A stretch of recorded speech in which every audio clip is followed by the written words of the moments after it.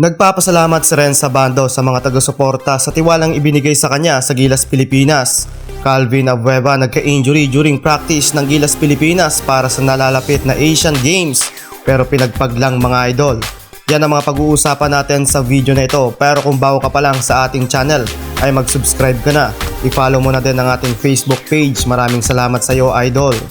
Samantalang nagbabalik ang mga veteranong player ng Gilas Pilipinas like Calvin Abueva, nagpapasalamat ang The Beast sa muling pagtawag sa kanya para i-representa ang Gilas Pilipinas sa nalalapit na Asian Games. At the age of 35 ay muli niyang ibabandera ang Gilas Pilipinas at 110% daw ng kanyang skills and talent ay ibubuga niya sa tournament. Huling nakapaglaro si Abueva para sa Gilas Pilipinas sa kamay pa ni Coach Tab Baldwin at former head coach na si Chot Reyes.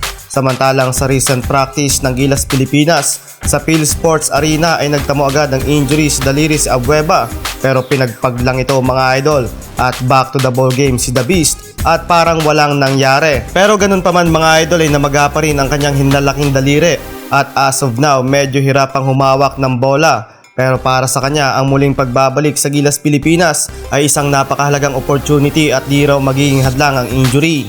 Pero pabirong sinabi ni Abueva na isisimba mo lang yan.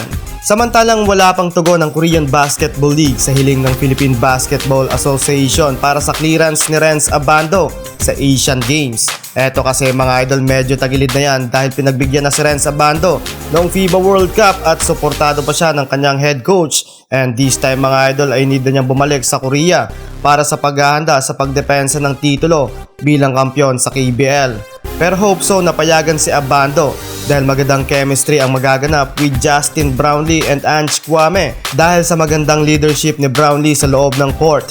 Nagpapasalamat si Renz Abando sa pagtitiwala ng staff ng Gilas Pilipinas and fans sa kanya sa katatapos lang na FIBA World Cup.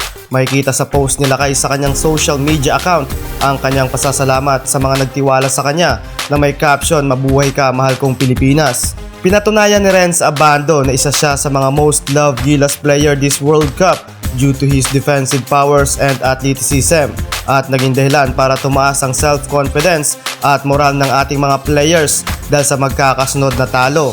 Si Renz Abando ay nag-average ng 5.2 points, 2.2 rebounds per game ngayong World Cup. Tatuwa. Pero wala yan. Sisimba mo lang yan. Down there. Now he again looks at him. You see he's looking at him.